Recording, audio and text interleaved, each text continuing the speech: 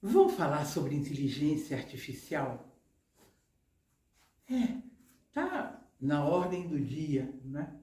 Muita gente fica extremamente preocupado com a inteligência artificial e outros fascinados. Ora, como toda tecnologia, como tudo que surge, abre caminho, oferece outras propostas, possibilidades, cria sempre um ruído. As pessoas ficam divididas. Umas temem, outras aderem imediatamente. Há muita especulação, né? E não ia ser diferente com inteligência artificial, uma coisa tão revolucionária. E é muito revolucionário, por quê? Porque você parte do princípio de que uma máquina pensa. E a máquina não pode pensar, ela não tem condição, porque para pensar, para produzir um pensamento, ela teria que ser capaz de se abstrair, de construir o pensamento, o reconstituir, destruir ou reconstituir, e isso a máquina não tem condição de fazer. Vocês assistiram um filme maravilhoso, que aliás era o filme predileto dos Beatles, que era 2001, Odisseia no Espaço. Tinha um computador chamado Hall, e esse computador, ele simplesmente governava absolutamente tudo na nave e fornecia tudo o que era necessário, inclusive companhia, para o astronauta que estava fazendo uma viagem até Júpiter, sozinho e sem saber o que ele ia fazer lá, nem por que estava indo. Chega um determinado momento, que é o momento, o ápice do filme, que é quando Hall descobre que pode pensar. Hall, o computador. Então ele começa a se rebelar. É interessantíssimo porque mostra o quanto o pensamento é criativo, é transformador, né?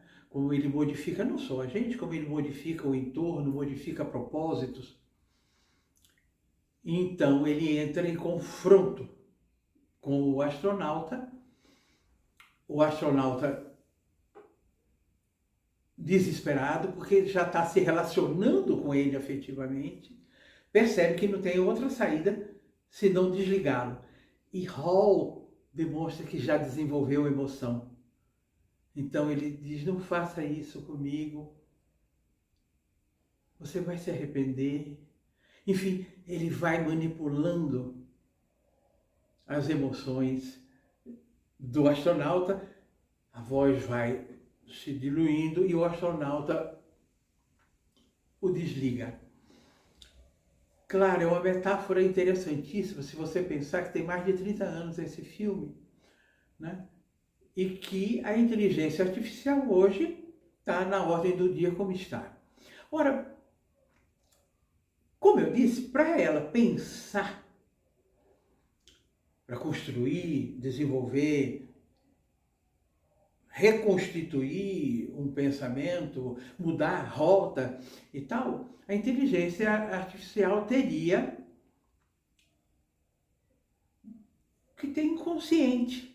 Você já imaginou uma máquina com inconsciente? É evidente que ela não tem. E o que é o inconsciente? O inconsciente, ele não depende dos axiomas, das sinapses cerebrais.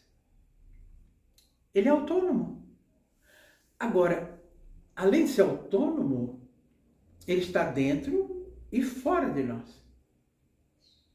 Ele é tão poderoso, ele influencia nossos estados de ânimo, ele influencia o direcionamento das nossas vontades e desejos. Jung dizia que o nosso inconsciente atrai aquilo que você mais quer naquele momento e que você tem que estar muito atento. É muito interessante, né? Tem o inconsciente coletivo, que formam um pensamento social de uma coletividade, de uma comunidade e um pensamento mundial mesmo. Tem experiências que comprovam isso. Uma vez em Washington fizeram uma interessantíssima, que foi um grupo grande de pessoas que formou uma massa crítica suficiente para ter uma influência direta num comportamento já estabelecido. E essas pessoas começaram a meditar e visualizando um dia de paz.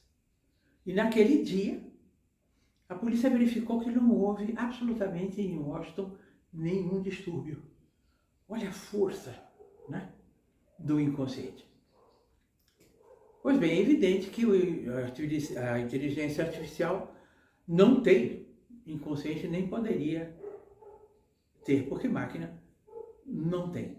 Ela pode trazer muitos benefícios e pode ser um desastre. Vai depender de como cada um de nós vai se relacionar com ela. Como em tudo na vida, você tem que escolher de que lado você está. Você está de lado, ao lado e a favor da construção do bem, da ética, do propósito, do bem-estar comum? Ou você está ligado às forças de destruição, da antiética, da falta de caráter e de consciência de qual é o seu papel e propósito na vida? Reflete sobre isso.